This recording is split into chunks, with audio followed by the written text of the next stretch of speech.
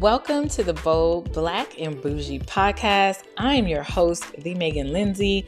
Welcome to this side of podcasting where we take bold steps towards self-love, self-growth, elevating our brands, and turning our dreams into reality.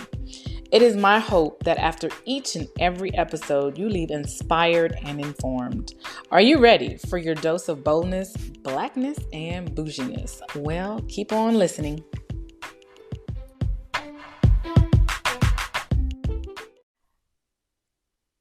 Hey y'all, welcome. Y'all, I just first want to say thank you to everyone who took the time out to listen to the first trailer episode. Y'all, the feedback was amazing, and honestly, I'm just overjoyed because I did not expect it. That just meant the world to me, y'all, and I'm just so happy. One of the feedback comments was, "Girl, are we going to get more? We need more than 6 minutes." And I was like, oh, definitely. You will be getting more. In fact, in this episode. Y'all, I just want to tell y'all how great of a morning I am having. First of all, it is Sunday morning. I was able to start my morning off slowly. Y'all, the girls are not here. My two girls are not here. And it's not often that I can wake up, grab my coffee, write in my devotional without being interrupted.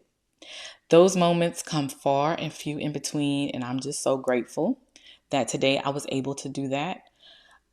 As a single mother, sometimes I get really busy into doing mom duties that I forget about the things that I really want to be intentional about. And so this morning for me, I was able to be intentional. I was able to get started, and I am just so ready to record this episode. Guys, I will be honest, I had a whole different topic prepped for today. But as I was easing into my morning, I was like, change of plans. We need to talk about self-forgiveness.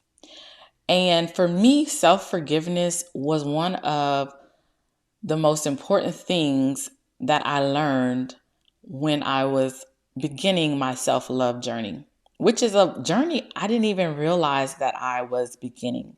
And we'll get more into that in a different episode.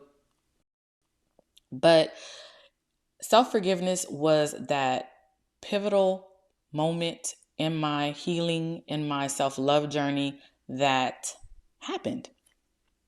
I have been doing the work on myself for about 3 years now.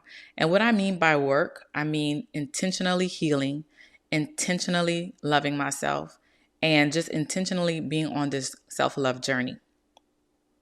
When 2020 happened and the world stopped, it was an eye-opener for me, and I'm sure it was an eye-opener for a lot of people.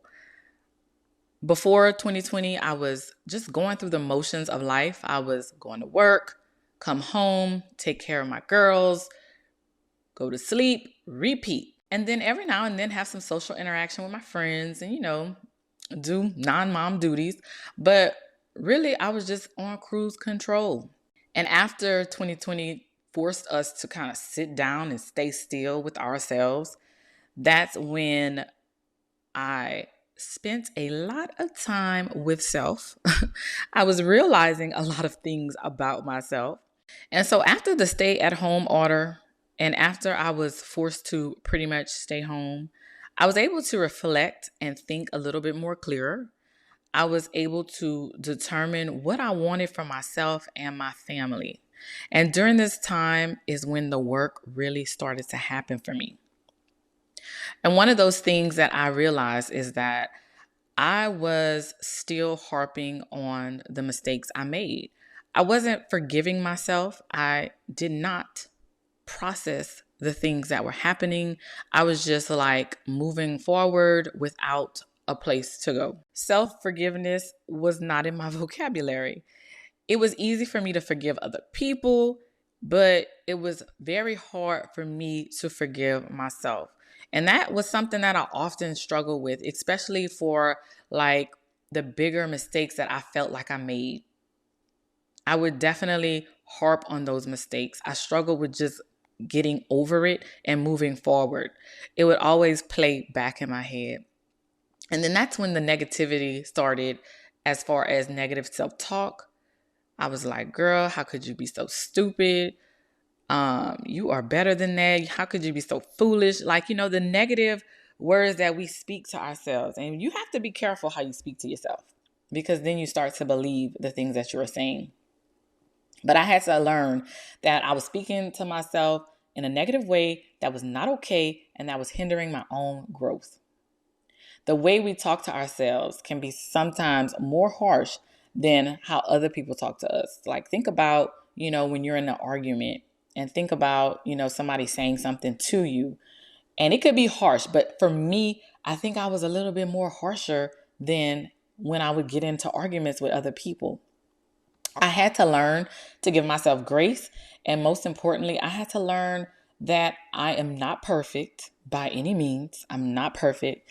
And I know that I will make mistakes, but it's how I process those mistakes, what I do after the mistake was most important. And as a Christian woman, I am a Christian, I am a believer.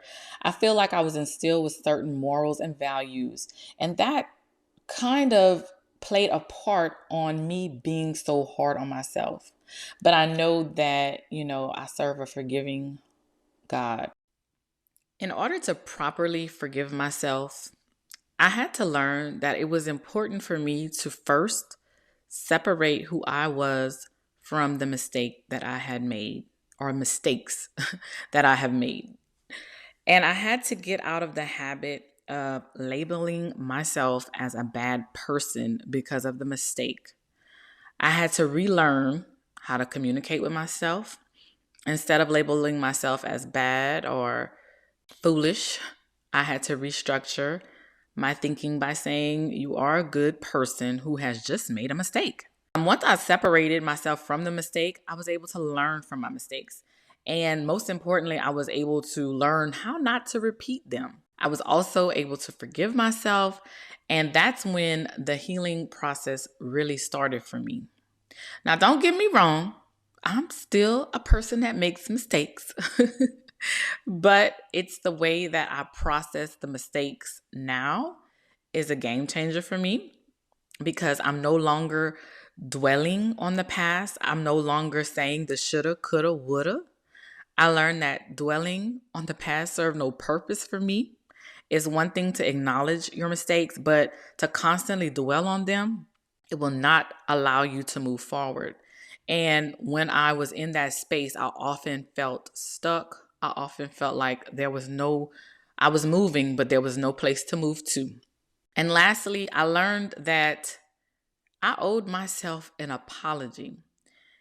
It isn't any different than when your actions cause someone else harm. And in order to get into their good graces, you have to apologize to them.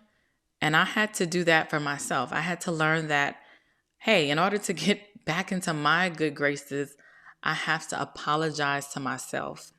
And I just want to say that self-forgiveness is not letting yourself off the hook by any means. It's not saying that you condone the behavior, but it's simply you understanding your emotions, you accepting responsibility for what you did, but you're treating yourself with the kindness and compassion that you deserve. It's okay to express remorse for your mistakes, but make sure you do it in a kind way. And most importantly, look for ways to learn from the experience. From there, you can focus on making better choices in the future and progressing forward, because that's what a journey is all about. Moving forward, being better, and definitely loving yourself. And now I'm going to leave you with the quote for the week by Nikki Giovanni. She says, "Mistakes are a fact of life. It is the response to the error that counts." And with that being said, remember to be gentle with yourself, be kind to yourself, be patient with yourself, and most importantly, forgive yourself. Well, guys, this is the end of the episode. Thank you so much for tuning in.